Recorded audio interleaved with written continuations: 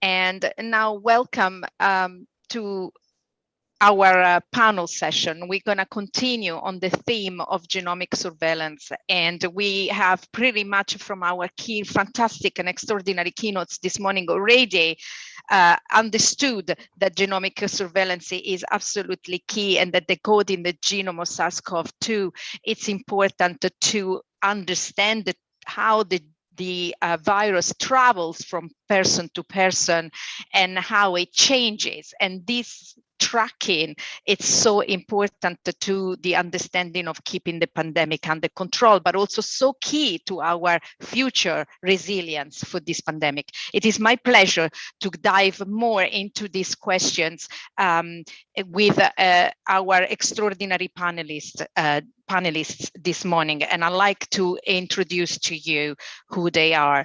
So it is absolute pleasure of mine to introduce you to Dr. Catalina Lopez Correa, who has dedicated her career to genomics and its transformative applications in life sciences in Canada and internationally. As a chief scientific officer at Genome Quebec and then at Genome BC, she was instrumental in developing competitive teams for national and provincial research and innovation initiatives, raising the profile of Canadian genomics on global stage. She is the executive director of the Canadian COVID-19 Genomic Network, CancoGen. She's leading a 40 million initiative to advance the use of genomics to help us understand and control COVID-19 pandemic. With CancoGen, Dr. Lopez Correa is taking genomics to the next level by advancing this surveillance effort that are informing critical healthcare and policy decisions in Canada. She's a strong advocate for data sharing and has now championed the creation of a national COVID-19 genomic database. Welcome, Catalina. And also, it's an absolute pleasure to introduce you, Professor Sharon Peacock, Professor of Public Health and Microbiology in the Department of Medicine at the University of Cambridge, the Executive Director of the COVID-19 Genomic UK Consortium, and also a non-executive director on the board of Cambridge University Hospital's NHS Foundation Trust. Sharon has built her scientific reputation around pathogen genomics, antimicrobial resistance, and a range of tropical diseases. She has published more than 500 peer-reviewed papers and received significant accolades for her services to medical microbiology and contributions to translational microbiology. And it's absolute pleasure to have you here on this panel and hear a perspective from the amazing efforts going on in the UK. And lastly, I'd like to welcome again Dr. Bronwyn McInnes, which has given us a flavor of her efforts on COVID-19 in the US. But importantly, as I mentioned in my earlier introduction of Dr. Bronwyn McInnes, she's also been leading not only the efforts in New England, but efforts in Nigeria at one of the Africa CDC 3 Resources Center for Genomic Surveillance across the continent. And we are absolutely thrilled to have you here with that perspective. So welcome to all of you. And I thought that we would start perhaps with a round of introduction so that the audience can get to know us and you in particularly a little bit better. We will have a conversation throughout this panel around the theme of genomic surveillance and about some important aspect of it. And we are welcoming the audience, please, to feed questions to our live stream so that we can incorporate those questions into our conversations this morning. Catalina, would you like to start, please? Absolutely, yeah, Federica. Well, thank you, and thank you, GBC, for this invitation. It's really a pleasure to share the panel here with Sharon Peacock from COG UK and Browning on her efforts in the US and in Africa. So from CancoGen perspective, I will go really quickly on say what's our general goal. We have there are two components to CancoGen. There is what we call host-seq, which is the host or the human sequencing. And for the host-seq initiative, we are working, I would say, in a centralized manner. We're using sequencing and capabilities that we have been building in the last 20 years, the 3 sequencing centers in Vancouver, in Toronto, and Montreal, where we have the equipment, trainees, and the people, capabilities, and expertise to do the human genome sequence. So that's really centralized through these facilities, and all data will be shared through a HostSeq data portal, as we have been doing with many other human genomic initiatives in Canada. On the other hand, more pertinent to the talk today on genomic surveillance, we have the VirusSeq initiative. And VirusSeq initiative, different from what HostSeq, VirusSeq is decentralized. So VirusSeq is working directly with the public health labs. We're building the capacity, we're developing the protocols, the QA/QC pipelines and standards, and it's all about creating this ecosystem and collaborations between the public health labs, the experts in genomics, and the academic community. We can talk a little bit about how much we have advanced and some of the challenges we're facing. But as I say, the key for us is to be able to generate the data and build the capacity in these provincial labs in a timely manner and at a high throughput, and to have the data shared internationally at a national and international level.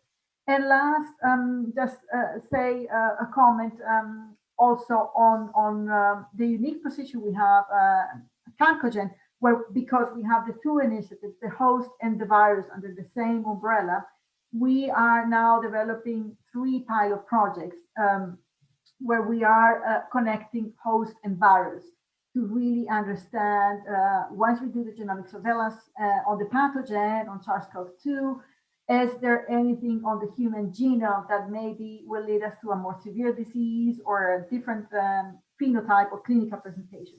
So those 3 pilots are in 3 different provinces and are leading us to really get a better and more holistic understanding of the pandemic by using genomics. And I will end up by saying that the whole aim of Cancogen, when we talk about genomics on a mission at Genome Canada and with the genomic enterprise in Canada, is really Cancogen is taking us to a different level, because it's really a way for us to use genomics to inform public health and policy decisions. So it's not much about the data. Of course, we concentrate on the data publications, but it's really about using that data to inform policy decisions, public health, and really help us overall understand the pandemic using genomics. So I'll stop for there, and then maybe we can go for the discussion later. Thank you very much, Catalina, for introducing us to Cancogen. And if we can move to Sharon. Sharon, welcome, and love to hear from you. Well, thank you so much for inviting me today. It's absolutely wonderful, and to sit on such a great panel. So there are many parallels to what I've heard and what we did when we set up COG UK. It's an organisation or a network really that was set up first in April 2020. And we really had 2 aims. The first was provision of genome sequence data to public health agencies for public health action. And the second was actually research and development. So we've done extensive research and development around methods, around analytical tools, and basic research and modelling on the data that we generate. And so we have a hub and spoke model. The hub, in terms of administration, sits in the University of Cambridge, where I am. We have the Wellcome Sanger Institute, which does high volume sequencing. And in fact, it does the community sequencing, community testing sequencing from our mega labs. And then we have a network of 16 academic labs across the country, which test samples generated in more than 100 NHS diagnostic laboratories. We also have all 4 public health agencies of the United Kingdom working alongside us. And so we have quite a complex agreement, a 21 partner consortium agreement that ties us together legally. And we have data sharing agreements and so on across the network. Now, we're government funded, and we were very fortunate going into the pandemic in many ways, because we had access to our cloud infrastructure, MRC Climb, which is where we put all of our data. And even though we have quite a distributed network, the joy is that having joined the genome data to the metadata, we can actually put it all into a single database, and that database can be accessed by the public health agencies, thereby overcoming some of the issues about data coming together. Now, we're very clear about our roles and responsibilities, and so we, COG UK is a research and academic network, clearly providing a service provision to the country through generating sequencing. But we ultimately are looking to hand over our genome sequencing capability to the public health agencies, and there's a period of around 6 months or so during which we will hand over the kind of mechanics of sequencing, and we will then return purely to doing our research. So in addition to that, public health agencies are primarily responsible for horizon scanning and finding variants of concern and variants under investigation. But we supplement that with research analyses, tools, and other expertise, including colleagues that look at the genotype to phenotype. And so we try and connect our genome sequencing right the way through to immunology and experimental biology. So I think I will stop there. Except I would say one more thing, actually. There is a great initiative for human genome sequencing called Genomic, which works alongside ISARIC4. And so we are also combining our viral sequence data with our human sequence data. And that's going to be an amazing opportunity, a challenge and an opportunity for the first time to bring together two major data sets to see what we can see in that data. So I'll stop there. Thank you. Thank you, Sharon. This is really interesting. And Bronwyn, please, it really, obviously, there are many parallels that are emerging already by just listening to Catalina and Sharon and some of the things that you already touched upon in your keynote, but give us a little flavor of your thoughts on this. And yeah. Happy to, and again, just so grateful to the organizers to be part of this distinguished panel, and honored to be sitting here with Catalina and Sharon. Just on a personal note, Catalina, I'm not sure if you caught the keynote, but just wanted to say that I am a Canadian proudly, and though I'm based in the US, I spent most of the pandemic working from my parents' basement in Nova Scotia. And that's quite incredible. Yeah, and so I've been following the stories in Canada, Genomic and otherwise, about the pandemic there closely. And then also, Sharon, it's just wonderful to see you. I cut my teeth in genomic surveillance at the Wellcome Sanger Institute, largely focused on malaria genomic surveillance across Africa. But have evolved, as we all do, into the viral genomic surveillance space. And of course, I'm now actively involved in COVID at the Broad Institute, kind of the Sanger's sister institute in the US. I know that we've heard my bio and heard a lot from me already. So rather than reiterating some of the things I've already said, I just want to actually put out a disclaimer that although I think I do have pretty good visibility into the kind of national strategy of the CDC and the US government in terms of their ambitions now to really scale up genomic surveillance and to integrate that into the pandemic response in the US. And likewise have a kind of unique visibility into similar strategy in Africa, and in particular at Redeemers University in Nigeria. Where my group here, together with our colleagues in Nigeria, for a decade now, have been working to really build genomics capacity at the African Centers of Excellence for Genomics of Infectious Disease, ASCID, more commonly known, there. And because of that capacity that's been built and the integration with the Nigerian CDC, that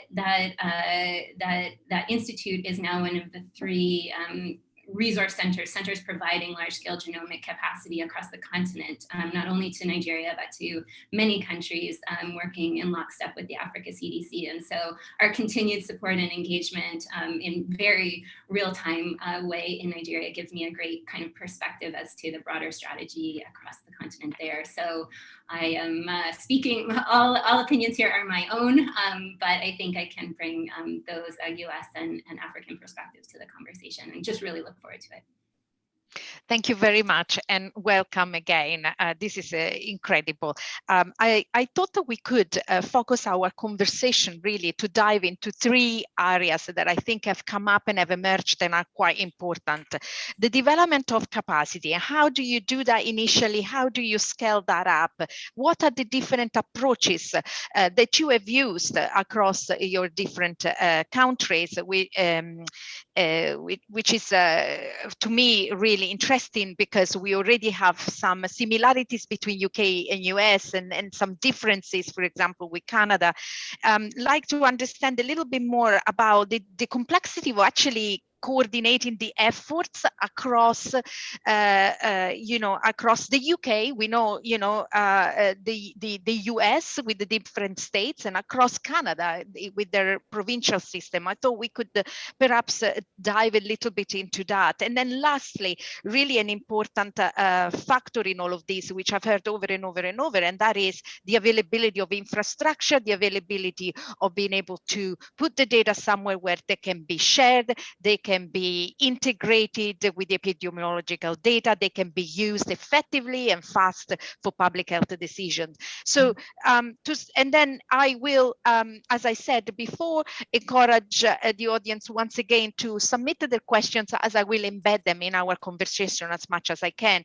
But if we can go back to this development of capacity and hear from each one of you, in particularly, I'm noticing a change, not a change, but a difference, I would say, where we have heard that UK and US seems to hear a lot about this partnership between academia and the public health. And I want to hear, Catalina, from you, how have the efforts in Canada evolved, and do they differ or not? Yes, thank you, Federica. So yes, we are a little bit different in the sense that Cancogen, for the virus sequencing part, started working directly with the public health lab. So we wanted to be able to build that capacity right in the provincial health laboratories and the National Microbiology Lab, which is the central laboratory that managed most of the surveillance, has been managing most of the surveillance historically in Canada. So we have worked with each of the provinces, and we have also increased the capacity at the National Microbiology Lab to cover some of the smaller provinces that don't have the capacity themselves to generate those sequences.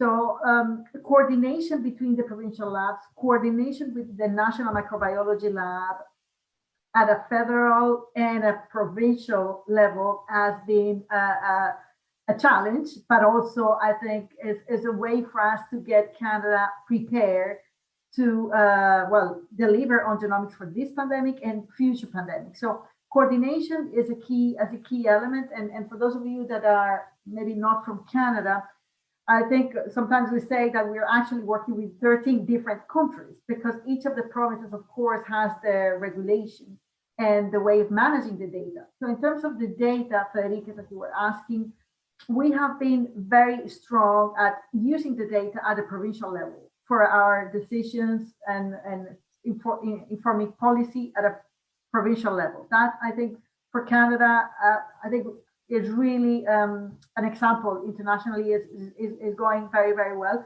Where we are not as strong is having a pan-Canadian view and sharing our data internationally. And Bronwyn mentioned that we are now, when you look as an external, international scientist, if you look at GSED, you will see what she mentions, that we are sequencing 1.5%, because that's the amount of sequences, it's around 30,000 sequences that we have submitted to GSED. Whereas in reality, we have sequenced about 90,000 sequences. So we are in reality sequencing about 5 to 7% of our total positives. So we are much, much higher. It's just that we are not, we have not been as fast as sharing our data with the international community as the UK, for example, when we compare. Now, on that front, just to finish here, on that front, we announced recently the VirusSeq National Data Portal, where we are hoping to overcome some of the barriers we have with data sharing, and internally in Canada at a national level. So we are putting a lot of hope on that portal to be able to share with the academic community and also with the international, not just in Canada, but also internationally, to share the data more in real time and to continue informing policy at a national level. Because again, I say we are doing a good job at a provincial level. It's the national that is a bit of a challenge. Thank you, Catalina. This is very useful. Sharon, any thoughts on, so we've heard that Canada has started to build their capacity in and within the provincial health systems. Tell us a little bit about the UK. Yes. Okay. Well, there's different stories if you look backwards and then forwards, really. So when you look back to end of March 2020, we wanted to set up something very quickly. And it was pace over perfection, I have to say. And so when you looked at where the expertise was in the United Kingdom in terms of who could do the sequencing and where, it was clear that there was a natural network actually already in place of people who've spent a decade or more doing sequencing of pathogens.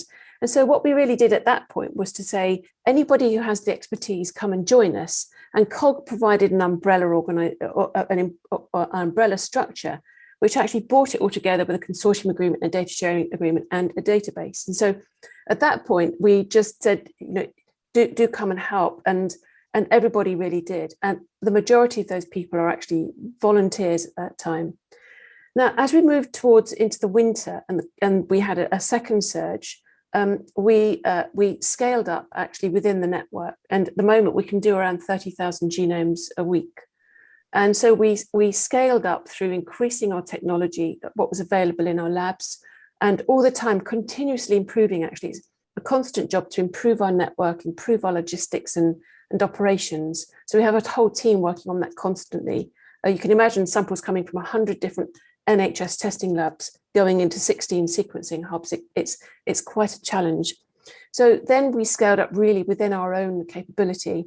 But looking ahead, we never thought that we were going to be the final answer, because academics can't provide a sustainable public health agency sequencing network, and neither would academics want to do that, actually.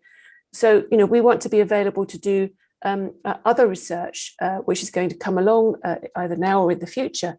And so really, this is why we're transitioning into handing on our sequencing know-how into a parallel network to which we will then basically hand over, and COG will then focus on research. It will focus on connecting the genomes to human genomes and to patient data, very detailed patient data, trying to connect the whole ecosystem together. And we're also going to start focusing much more, where we already are, on global health. And so we've transitioned, I think, over time into something that was quite kind of quick off the mark, but not kind of necessarily the final answer. And now we're trying to get to that solution, having actually done quite a lot of work in between. Thank you, Sharon. Thank you. Bronwyn, we have learned from your keynote that the academia has been stellar and important in the US as well in leading this effort. Any thoughts on that you like to add? But your effort in Africa would be really interesting to understand. How have things evolved there? Yeah, that's a huge question. It is daunting to speak on behalf of the entire African Union, not only 13 provinces, but actually 55 countries who are in part of the member states of the African Union and the African CDC that serves them. Our particular story started really with research projects on human genomics questions in West Africa, but as our research sites were just decimated by the Ebola outbreak in West Africa in 2014, we really pivoted to building up genomic capacity for viral surveillance, for pathogen surveillance there. And so I think the infrastructure that we have built has been, at least that is now serving COVID, is standing on the shoulders of long-term academic collaborations that have been in place for a very long time. And then also with the support of the private sector, companies like Illumina and Nanopore, recognizing the importance of supporting genomic technology and genomic surveillance for public health, for global health in Africa during and after, kind of in the aftermath of Ebola, and now all the more with COVID. And so I'd say it's really a kind of triangle of academic investment, public health engagement, and private sector and philanthropic support that's kind of underpinning this. And now with the leadership of the Africa CDC, which has been in place for a couple of years now, I've lost track in COVID time, but it's maybe about 3 years old. The Africa CDC, as one of their very first kind of large-scale flagship efforts, decided to invest in genomic surveillance for pathogen preparedness, pandemic preparedness and response. And so in the year or two leading up to COVID, they were getting out in front of this, trying to build on the expertise that had been established across the country, largely through academic collaborations, and add that layer of formality, that layer of public health support and public health mandate to further empower those centers. I think they've now appointed 8 centers of excellence across the continent, 3 which are actively working to serve COVID genomic surveillance at scale.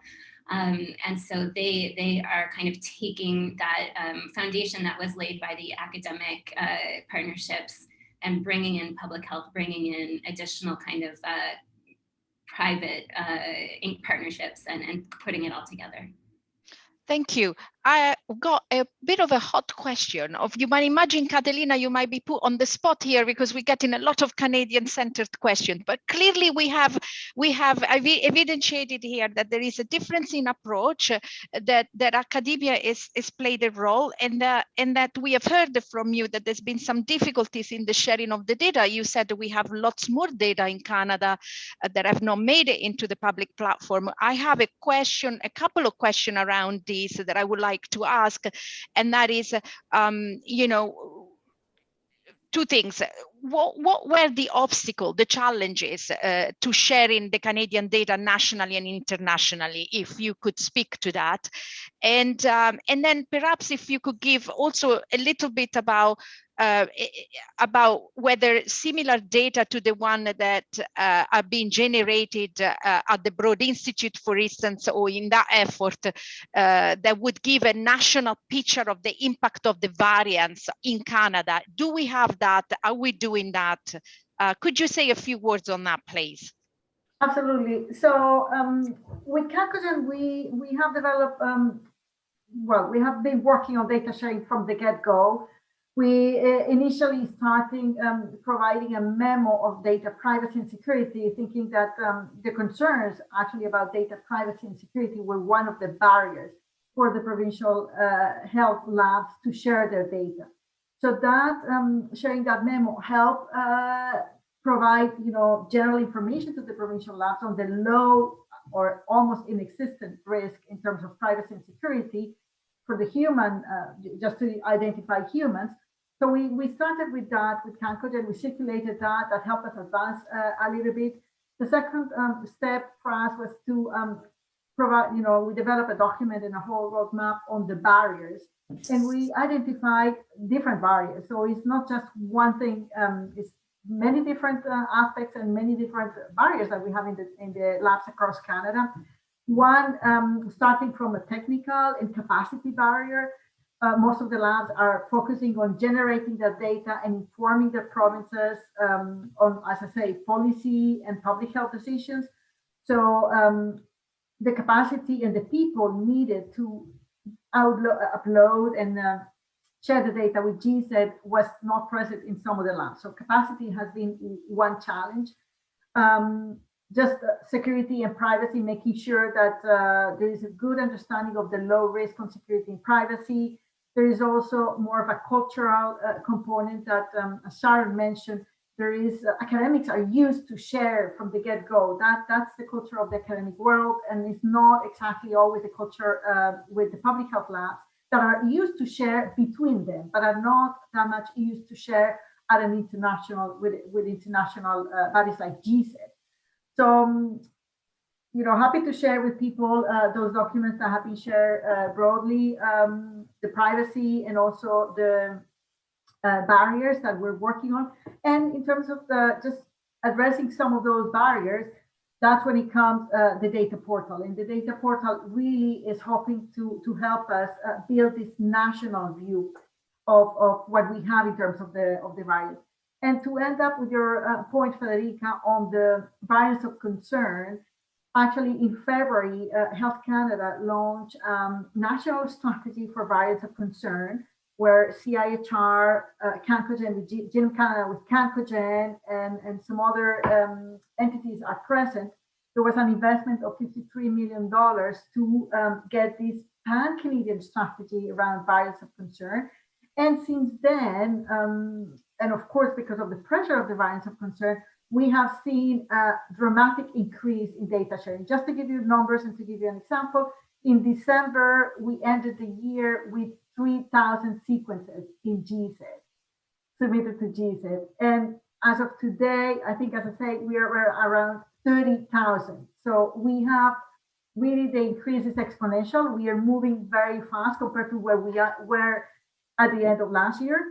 So we're definitely going in the right direction. And I think we're putting the elements we need to get this to the ideal situation where we share all the data with Genomic. Okay, thank you, Catalina, for touching upon this. And I am sure that there will be much more to be discussed with regard to sequencing at the national effort, throughout the rest of this genomic forum as well, with regard to the Canadian efforts. But thank you for touching upon that. But Sharon, I have a question for you, which is quite an interesting one, and it really does bring us to the point of genomic surveillance. It needs to be fast. The data need to be shared in real time, actually, so that the public health decision can be made. Now, there are complexity around this. And I have a question for you, Sharon. How long does it take from when a traveler case is diagnosed and selected for sequencing until the sequence data is actually available to the government? That's such an important and interesting question. Our turnaround time is slightly different in our regional labs, which do the hospital testing, compared with the Wellcome Sanger Institute, which does the very high scale community testing. And that's because of really the way that the samples are tested, the instruments that they use to sequence them. And so in the Wellcome Sanger Institute, they'll use sequences that will take a day or more to run a run, because they will multiplex many samples together. But from the point that a sample reaches one of our sequencing hubs in the region, the median turnaround time from receiving the sample to uploading the data is actually 2 days at the moment. It used to be quite a lot longer, and there's variation in that. But what that doesn't include is the duration of time from the point that the person presents for a test and getting the sample to us. But that's our turnaround time in the regions. In the Sanger, it's around 5 days. And so for our very, very high scale surveillance sequencing, that's probably more than sufficient, because population surveillance is really about understanding what variants you have in your population, whether your vaccine is working. Whereas the shorter turnaround sequencing can be really much more useful for surge testing, for targeted testing, for taking more rapid public health action. So I think we've got a mixture.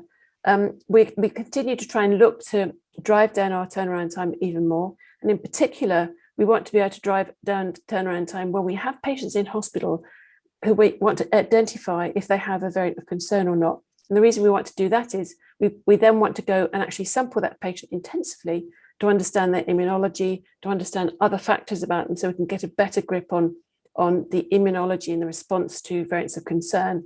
But at the moment, that's the turnaround time. But as I say, it's from the moment that we get the sample, that's the turnaround time from the point that it comes to our door. Bronwyn, I have a question for you, but also extended to Sharon.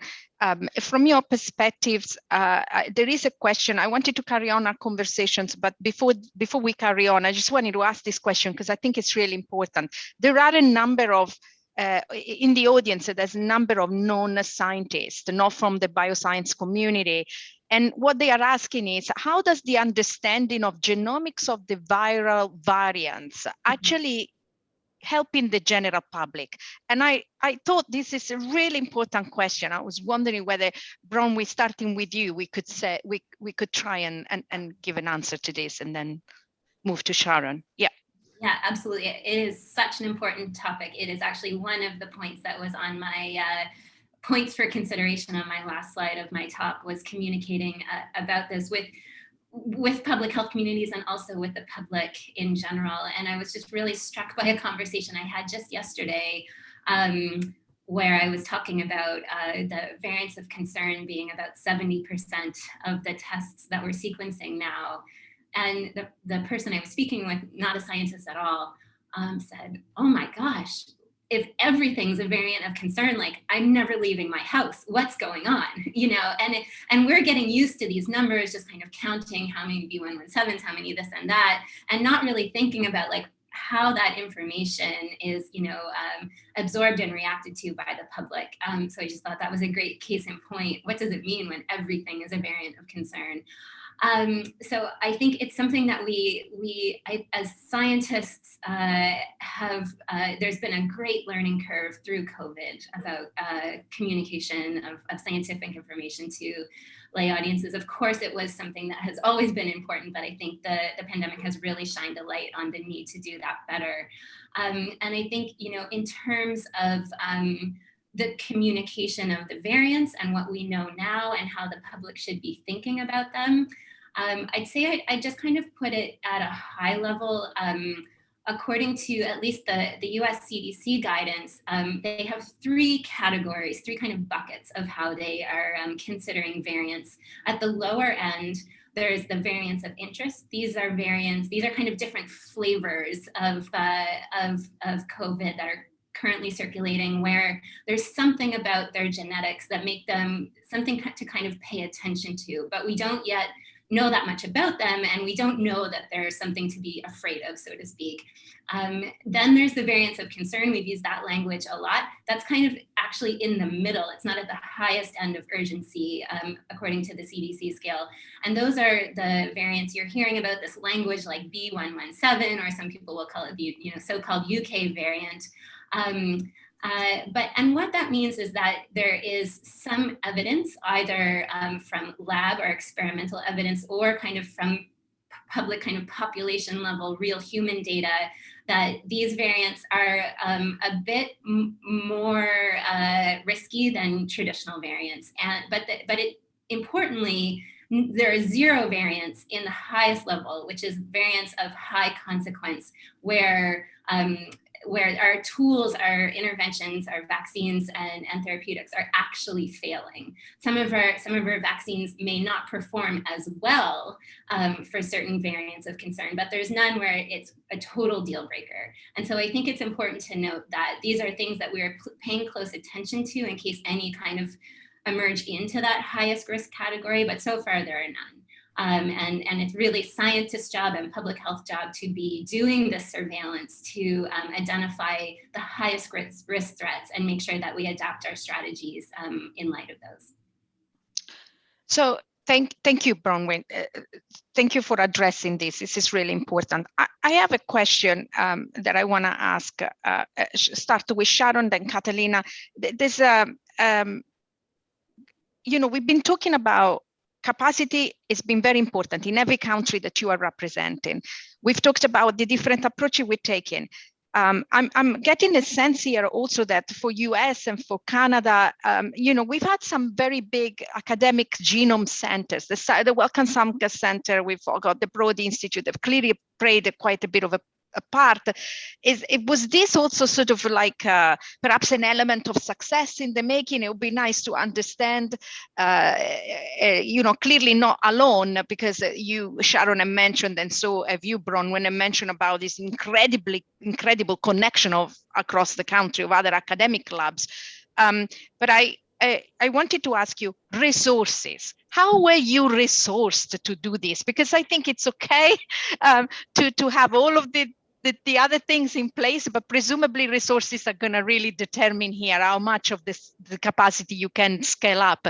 Sharon, tell us about how you handled this in the UK, please. Thank you. Well, history has a lot to play, a big role to play in terms of how well we can respond. And so having the Wellcome Sanger Institute as a key partner from the outset was instrumental. I mean, in terms of their sequencing capability and capacity, it's very large indeed. And so having them as key partners has been important in doing the very high volume sequencing. And so, yes, history has played a very important part in our scale up. History is also really important, recent history in our network, because we really went to people who already had sequencing instruments. They knew how to do it. They had connectivity between themselves and with the MRC Climb database. And so that was really important. So the element of success for the UK, I think, is having that framework already in place, not ever knitted together completely before, because it didn't need to be, but we simply knitted it together for the purposes of the pandemic. So we were very fortunate there. In terms of resourcing, extra resourcing, well, somebody has to pay for the sequencing, and that was where both the COVID-19, what's called a fighting fund, which is part of our Department of Health funding, and the wider government, our Test and Trace, stepped in to fund the sequencing. So I think it was a combination really of an existing framework and in public health agencies as well. They've played a critical role in Wales, Scotland, England, and Northern Ireland, but getting great support from the government in terms of funding to really stitch it all together. Thank you. Bronwyn. No, Catalina, I wanted to hear, I said, sorry, then go back to Bronwyn, sorry. Thank you. No worries, Federica. So yeah, absolutely. It's similar in Canada. We have been investing with Genome Canada and the Genome Centers for 20 years in genomics, building the capacity across these large sequencing centers and on the provincial labs. We have been supporting projects on the National Microbiology Lab and the provincial labs to build their capacity across these many years. And of course, the extra funding of $40 million to support the sequencing has been key, and the $53 million that were announced in February to invest on the variants of concern have been also key to build that capacity and research this properly. I will add to that also, Federica, that one key element of genomic surveillance is to be able to do this at a global level. We all know, of course, this SARS-CoV-2 virus sees no borders. Is moving around, the variants are moving around, and yet we are not having the same capacity across the planet. If you look at the numbers of sequences submitted to GSET from Africa and Latin America, they represent less than 3% of the total sequences submitted from the many different countries that are submitting sequences, whereas they represent 25% of the global population. So I think there is, for us, the UK, Canada, the US, also a responsibility to think about this in a global manner and to think about advancing, as Browning is helping build this capacity in Africa. I think it's critical. Latin America, Africa, and other regions of the world that are not advancing this well. We have to tackle this, and the data has to be global. Thank you, Catalina. And Bronwyn, with regard to resourcing for the US effort, but also I'd like to hear a bit of Africa. And there's a question for you about which countries the centers are located in. If you could expand a little bit, please. The centers. The surveillance, centers of surveillance for which countries? You mentioned there's a few. Yeah, so there are, to my knowledge, there are 2 centers in South Africa and one in Nigeria that are currently doing large scale. They were just the centers across the continent that had the capacity to really move that scale. But there are certainly other genomic kind of sequencing operations that are contributing data at smaller scale. So there are multiple across the continent. Those are just the 3 that are large scale and serving other countries as well. In terms of the situation in the US is complex, I would say, through through 2020, there was essentially no support for genomic surveillance from the federal level, and even at the Broad, despite being a genomic research institute kind of first and foremost, it really pivoted its capacity to testing, and a lot of its large-scale genomic capacity was being used for this testing operation, and the sequencing was being done really on shoestring, on discretionary funds, and whatever we could cobble together at the rate of about 200 samples a week, until the variants of concern emerged on our consciousness. And even before the federal government stepped in, the Broad decided to get a larger scale operation up and running on its own institutional funds. And then finally, the federal government stepped in with emergency funds in February, and then just in the last couple of weeks, an announcement of really substantial federal funding to support genomic surveillance, both for COVID and for the future, and both for the US and for global capacity as well, which just echoing Catalina's point, I'm just delighted that we have that kind of wider lens of the need to support this type of surveillance around the world. So yeah, I think the new administration and partnered, together with this emerging threat of variants of concern, and partnered with, as I said in my talk, kind of a dose of American pride of being really behind the game in particular, always watching. I was just watching with envy and awe what was happening in the UK. And just banging on every table I could that we should be doing more. And I think finally those three elements came together, and I'm hoping the US, we certainly have the technical and kind of human resource capacity to do this well in this country and to support the world much better than we have been doing as a country. And I really hope we rise to the occasion with the mandate and funding we now have. Thank you. So I think we are, slowly coming to an end, but this panel is just so interesting, and your collective expertise is just precious. And also the comparison that we are getting here across the globe is phenomenal. And I think there are, lessons to learn. But let's now, for the final stages of this panel conversation, let's look at the future. There's a lot of questions that are asking us. We've sort of identified the importance in getting this capacity, in handing over the capacity to the public health agency. And so it's, but also about data sharing and data integration, making linkages. Sharon mentioned that towards the end of her introduction, to other big data sets that are available. I would love to hear from each one of you with respect, and I start with Sharon, with respect to what does resilience for the future looks like? What do we need to worry about? What do we need to implement? Okay. Well, what I would say, just before I get into what the future might look like, is that that as a principle, we have shared all of our data with GISAID, and all of our methods, they're all available. And so we've had a kind of very open book policy. And I think that has helped everybody, because they can actually see our genomes on GISAID and so on. I think that in terms of integration, our biggest push now is going to be with human genome data, with very detailed population level data, because we have, from the UK, generated nearly 500,000 genomes, which is unprecedented, actually. We haven't even started to scratch the surface in terms of what research we could learn from putting together human data and viral genome data and other really key data sets. And so we're really focusing on that.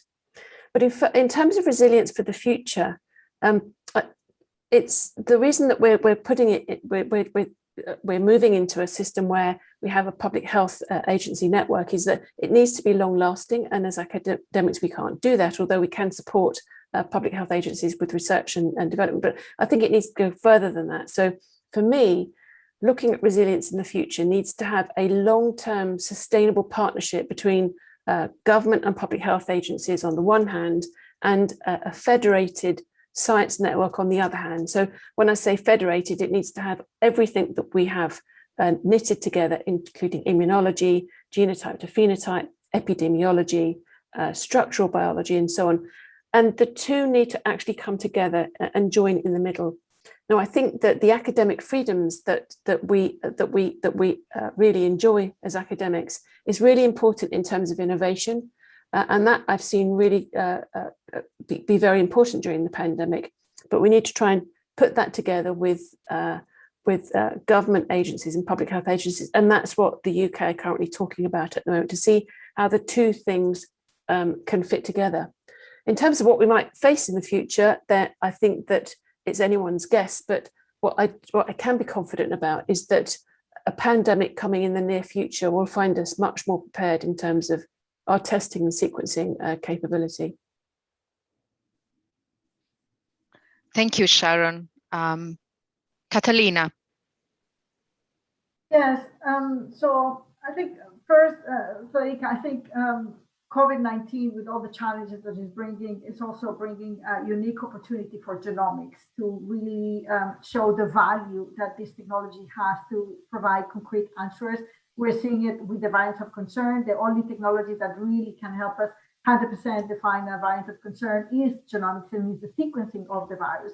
So I think that's really positioned this technology as much more applied than just concentrating on research, but really providing solutions.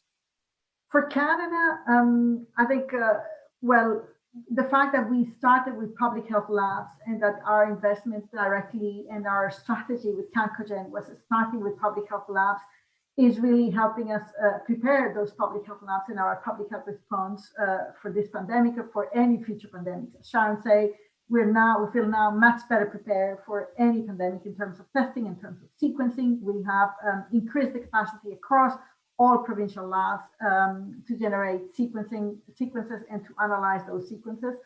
And we believe that with the portal that we just launched a couple of weeks ago, we will be able also to foster those interactions with the academics that somehow have been missing in our all the strategy for Cancogen. We have been working with CIHR, we have been working with academics, but we believe the portal will be a key element for us to have that interaction that I agree with Sharon is a very important component of the way forward to think of any future pandemic or any future challenges in terms of global health or public health.